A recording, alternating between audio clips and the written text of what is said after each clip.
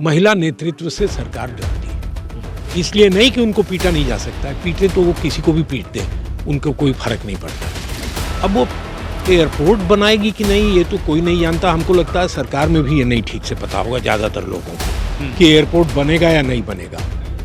मतलब ये ऐसी अहंकारी सरकार जिसने, जैसा कि इन्होंने कहा कि राज्यसभा में 3-5 करके बिल को पास करा लिया और कल उन्हें तरीके से वापस भी उसको करना पड़ा। ये अहंकारी सरकार जब फैसले ले रही है, अभी मौजूदा सत्ता तकरीबन 1 साल के आसपास आम चुनाव होने हैं देश में, लोकसभा के चुनाव होंगे और सांसद चुने जाएंगे, प्रधानमंत्री का चुनाव होगा। तो क्या लगता है कि ये मामला तूल पकड़ सकता है, पूर्वांचल में राजनीति को कुछ मतलब प्रभावित कर सकता है? देखिए, बेचैनी बहुत है इस देश के नौजवानों में भी बेचैनी है। इस देश के जितने तरह के कामगार हैं, मजदूर कहिए, कामगार कहिए, कारीगर कहिए, किसान कहिए, छोटे व्यापारी, सब में बेचैनी, सबकी आमदनी लगातार घट रही है, किसी का घर ठीक से नहीं चल रहा है और सरकार को निश्चित रूप से सोचना पड़ेगा कि इसका क्या।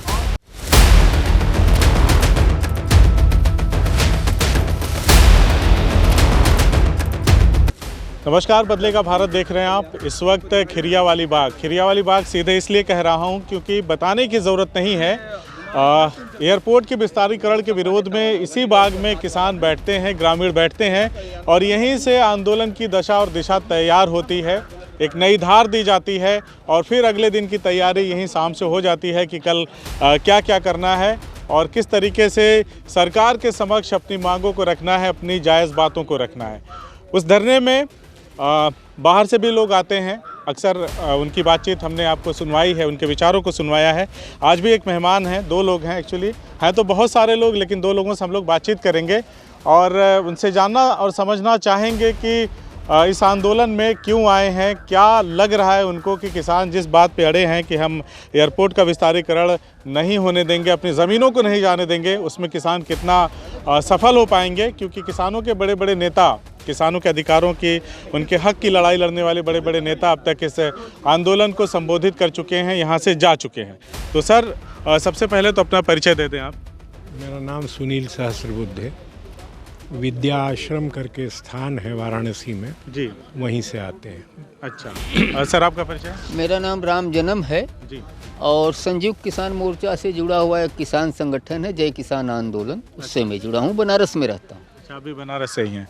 तो सर, आप आज यहाँ पे आए हैं, लोगों से बातचीत जाहिर तौर पे हुई होगी, तो क्या बताया उन्होंने यहाँ के बारे में? लोगों ने ये बताया कि बहुत बड़ा अन्याय हो रहा है, जोर जबरदस्ती हो रही है, अभी हुई नहीं है लेकिन लगातार इसका अंदेशा है, साफ तौर पे आशंका बनी हुई है। सरकार कह रही है कि हम ये करेंगे और आपने अगर उसको प्रतिरोध नहीं उसका संगठित किया तो सरकार ये करेगी और कहेगी कि हम कर रहे थे। अब वो एयरपोर्ट बनाएगी कि नहीं ये तो कोई नहीं जानता। हमको लगता है सरकार में भी ये नहीं ठीक से पता होगा ज़्यादातर लोगों को कि एयरपोर्ट बनेगा या नहीं बनेगा। सवाल तो रियल इस्टेट का है। ये बात कैसे? सवाल तो रियल इस्टेट का है। उन्हें बड़े बड़े इलाकों पे कब्जा, एयरपोर्ट के नाम पे बहुत बड़े इलाके पे कब्जा हो जाता है एक बार में। कोई भी और इंडस्ट्री लगाने के लिए आएंगे तो एक छोटा सा एरिया की ज़रूरत पड़ेगी। एयरपोर्ट के नाम पे बड़े इलाके पे कब्जा हो जाता है। आजमगढ़ तो उनके लिए समस्या है। अभी चाहे तो ये जीत गए हों लेकिन कोई जीते नहीं। अगर आपके आरोपों की सर मैं बात करूं तो ये चीज़ें तो गाजीपुर में भी हो जानी चाहिए, फिर मऊ में भी हो जानी चाहिए थे, अंबेडकर नगर में। तो अगर जगह जगह होता तो इससे जाहिर होता कि हाँ, सरकार का मंशा कुछ इस तरह से तो कर ही नहीं पाएंगे। सरकार में तो इतनी ताकत भी नहीं है कि सब जगह करे, क्योंकि किसानी तो किसान ही करेगा। कुछ जगहों पर जिनको वो कंट्रोल कर सकते हैं उन जमीनों पे वो कब्जा करेंगे। जमीनों पे कब्जा करके बाद में क्या करना है ये तो जो उस वक्त की सरकारें हैं वो तय करेंगी। अभी जो कह रहे हैं उसका कोई बहुत सीधा उस पे असर पड़े ये ज़रूरी नहीं है, लेकिन वो दूसरा एंड है। हमारा उसमें इतना इंटरेस्ट नहीं है ये देखने में कि सरकार क्या कर सकती है नहीं कर सकती है। हमारा ज़्यादा इंटरेस्ट ये देखने में है कि किसान क्या कर सकता है या नहीं कर सकता है। किसान आंदोलन इस देश की बहुत बड़ी रियलिटी है। 40 साल से जिसको कहते हैं एक नया किसान आंदोलन, तमिलनाडु, महाराष्ट्र, कर्नाटका, गुजरात, हरियाणा, पंजाब, उत्तर प्रदेश, राजस्थान, सब जगह बहुत बड़े बड़े संगठन बने और बहुत बड़े बड़े आंदोलन हुए। दाम के सवाल पे हुए, कर्ज माफ़ी के सवाल पे हुए, बिजली के दाम के, ये 3 सबसे बड़े सवाल थे जिनके ऊपर ये आंदोलन हुए। इन्हीं आंदोलनों की अगली कड़ी के रूप में दोबारा ये बीच में 10-15 साल का गैप आया, करीब 97-98 के बाद से थोड़ा गैप आया, लेकिन फिर 2020 में जब इन्होंने बड़े पैमाने पे पंजाब के किसानों को छेड़ दिया, और छेड़ दिया ही कहा जाएगा, एक बार भी बात नहीं की, मनमाना कर रहे हैं। राज्यसभा में जिस तरह से पारित हुआ वो सब जानते हैं, पारित भी नहीं हो रहा था, ज़बरदस्ती कर लिया। उसके खिलाफ इतना बड़ा किसान आंदोलन हो गया, दोबारा किसानों के मन में ये आशा पैदा हो गई कि इस दुनिया की पुनर्रचना हो सकती है जिसमें किसानों को केवल घाटे की किसानी करने के लिए बाध्य नहीं होना होगा। ये उम्मीद बंधी, इस चीज़ को पहचानिए कि वो दुनिया बन सकती है जिसमें किसान घाटे की किसानी करने के लिए, घाटे की खेती करने के लिए बाध्य नहीं है, यानी मजबूर नहीं है। ये जो आंदोलन है आज का आपका, इसको, इस पूरे किसान आंदोलन से ताकत मिलती है। हर जगह का किसान संघर्ष, उसमें एक अगली कड़ी, और कुछ समय से अब महिलाओं का पार्टिसिपेशन बहुत बढ़ गया है, बहुत काफ़ी बढ़ गया है। और ये केवल पार्टिसिपेशन लेवल पे नहीं है, असर्शन, हाँ, आगे बढ़ करके अपनी बात कहें, ये भी बहुत बढ़ गया है। तो जो देश में बहुत तरह के परिवर्तन आ रहे हैं उसके चलते भी हुआ है, लेकिन ये हुआ है, ये देखा जा सकता है। सरकार इससे डरती है, सरकार इससे डरती है, महिला नेतृत्व से सरकार डरती है। इसलिए नहीं कि उनको पीटा नहीं जा सकता है, पीटे तो वो किसी को भी पीटते हैं, उनको कोई फर्क नहीं पड़ता है।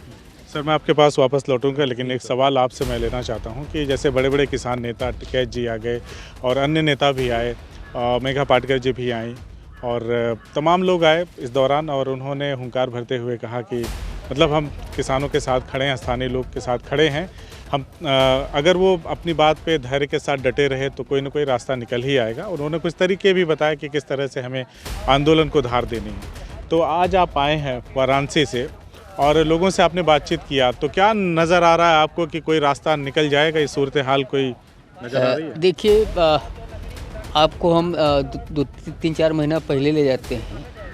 जो बड़ा किसान आंदोलन दिल्ली के बॉर्डर पे हुआ था, शुरू में उसको भी लग रहा था, मतलब सरकार लगातार उसको रोक रही थी, छेड़ रही थी, बहुत सारे मीडिया के चैनल कि कुछ दिन में ख़त्म हो जाएगा। वही सब नेता वो उस आंदोलन में लगे हुआ, जैसे मेधा पाटेकर का नाम लिया, गुरनाम सिंह चढ़नी का नाम लिया, राकेश टिकैत का आपने नाम लिया, संदीप पांडे भी आए हुए थे। ये सारे लोग उस आंदोलन में शिरकत कर रहे थे, उसका नेतृत्व कर रहे थे। वो अपने अनुभव के आधार पर बता रहे थे कि यदि हम धैर्य के साथ लड़ाई लड़ेंगे तो सरकार को पीछे हटना पड़ेगा।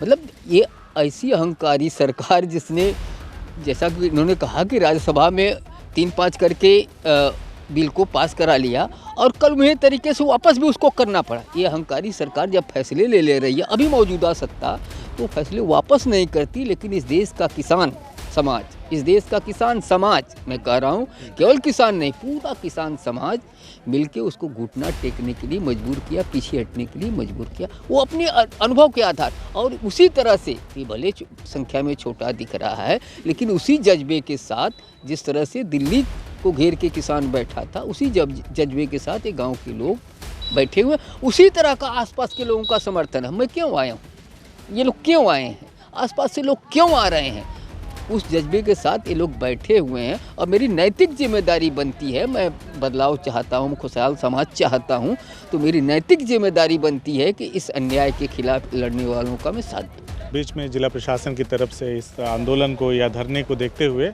एक चीज़ निकल के आई थी कि प्रशासन कुछ बातचीत करना चाहता है, लेकिन अपने ऑफिस में बुला करके वो बातचीत करना चाह रहा था, जिसको यहाँ पे जो आयोजक मंडली ने मना कर दिया कि जो बात होगी वो किसानों के बीच में, ग्रामीणों के बीच में होगी। ठीक कहा, बिल्कुल किसानों के बीच में। और फिर मतलब और फिर जैसे एक पहल जिला प्रशासन की तरफ से हुई थी, तो क्या नहीं लगता कि बातचीत के रास्ते भी खुल सकते हैं इससे? लेकिन जिला प्रशासन के हाथ में क्या है? ये कोई जिला प्रशासन की योजना थोड़ी है कि यहाँ ये बनेगा, एयरपोर्ट बनेगा। जैसे जिला प्रशासन अगर इसकी कुछ योजना। रिपोर्ट बनाता है कि जैसे एक्वायर हमने कर लिया है, रिपोर्ट बना के भेजा, हम इन कंपनियों से मतलब एग्रीमेंट कर रहे हैं, इनकी बात चल रही है, शुरू कर देंगे, सारी बातें जैसे रखता है जिला प्रशासन, उसी तरह से हो सकता है किसानों की भी बात को पहुंचा दे कि किसान साहब मान नहीं रहे हैं और किसानों की बात तो उनके पास पहुंच चुकी है। जिला प्रशासन की क्या जरूरत है? रोज यहाँ पे भाषण हो रहे हैं, सारी बातें इतने नेता आकर के गए, सबने यहाँ आकर के बोला, सब रिपोर्ट हुआ है, अखबारों में, चैनल्स में सब रिपोर्ट हुआ है, तो सरकार के पास तो सारी बात पहुंची गई है। कोई एडिशनल इन्फॉर्मेशन थोड़ी बची है सरकार के पास भेजने के लिए। जनता क्या चाहती है, किसान क्या चाहते हैं और क्यों, ये दोनों बातें सरकार के पास भरपूर ढंग से पहुंच चुकी है। सरकार को एक्ट करना है, सरकार को ये जो यहाँ का प्रोग्राम है एयरपोर्ट बनाने का, इसको विड्रॉ करना है। अच्छा, एक चीज़ मैं आपसे और समझना चाहता हूँ, जैसे तकरीबन 1 साल के आसपास आम चुनाव होने हैं देश में, लोकसभा के चुनाव होंगे और सांसद चुने जाएंगे, प्रधानमंत्री का चुनाव होगा, तो क्या लगता है कि ये मामला तूल पकड़ सकता है, पूर्वांचल में राजनीति को कुछ मतलब प्रभावित कर सकता है? देखिए, बेचैनी बहुत है, इस देश के नौजवानों में भी बेचैनी है, इस देश के जितने तरह के कामगार हैं, मजदूर कहिए, कामगार कहिए, कारीगर कहिए, किसान कहिए, छोटे व्यापारी, सब में बेचैनी है, सबकी आमदनी लगातार घट रही है, किसी का घर ठीक से नहीं चल रहा है।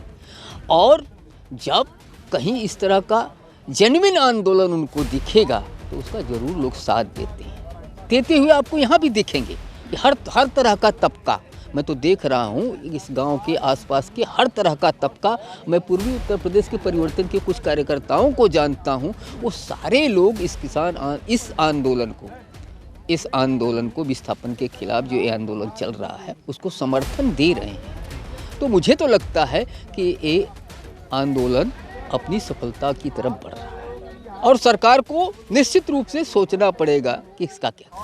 आखिरी सवाल सर मेरा, कोई भी आ रहा है तो यहाँ ज़रूर लोगों को बता रहा है कि कैसे हमें आंदोलन को धार देना है, कैसे डटे रहना, कैसे बने रहना, सरकार बात मान जाएगी, अगर ये नहीं हुआ तो आप क्या बताने वाले हैं? देखिए, हमारे पास कोई चारा नहीं है, दूसरा चारा, ये जो गांव समाज है, किसान समाज है, इसके पास लड़ने के सिवाय कोई चारा नहीं है, हमारी और कोई सुनने वाला नहीं है, क्योंकि ये पूरी व्यवस्था, मैं एक सरकार की बात नहीं कर रहा हूँ, ये पूरी व्यवस्था गांव, किसान, गरीब की लूट पे टिकी हुई है। ये जितने हाईवे आप देख रहे हैं, बड़े बड़े शहर देख रहे हैं, शहरों का विकास देख रहे हैं, एक गांव, गरीब, किसान, कारीगर की लूट पे खड़ी है, बनी है। तो निश्चित रूप से हर कोई कहेगा, क्योंकि इसमें बहुत सारे तत्व दिख रहे हैं। ये चूँकि लड़ने वाली धरती है, ये आजमगढ़ की धरती कम्युनिस्टों, सोशलिस्टों की ज़मीन रही है, ये लड़ाकू लोग हैं, तो यहाँ से तो बड़ी उम्मीद रहती है। लड़ने वाले से सब उम्मीद करते हैं, मैं भी उम्मीद करता हूँ, मैं भी साथ दूंगा कि आप लड़िए, मैं आपके साथ हर कदम पे आपके साथ हूँ, आपके साथ कुछ भी होगा तो हम डटे रहेंगे। आप एक चीज़ भी सुनने में आई सर, जो स्थानीय सांसद हैं उन्होंने एक बयान दिया, कहा कि जो लोग सरकारी ज़मीनों पर कब्जा करके बैठे हैं उन्हीं को समस्या है, बाकी लोग जो जिनकी ज़मीनें जाएंगी मुआवजा वगैरह मिलेगा और एयरपोर्ट बनेगा। स्थानीय सांसद तो बन गए, लेकिन उनके ज्ञान पे हमको तो रहम आती है, उनके ज्ञान पे, उनको जानकारी भी नहीं ज़मीनों के बारे में कि कौन सरकारी ज़मीन है, कौन गैर सरकारी ज़मीन है, कौन किसकी ज़मीन है, उनको कुछ भी नहीं पता, वो कुछ भी बोल सकते हैं। मतलब आजकल तो मौजूदा जो जिस तरह के सांसद विधायक बन रहे हैं, जिस तरह की राजनीति में लोग आ रहे हैं, कुछ भी बोल दे रहे हैं, कुछ भी कर दे रहे हैं। तो सांसद को मैं ज़्यादा वो नहीं करता, वो कुछ भी बोल सकते हैं, उससे कुछ भी बुलवाया जा सकता है। चलिए सर, हमसे बातचीत करने के लिए बहुत बहुत शुक्रिया। जी, धन्यवाद।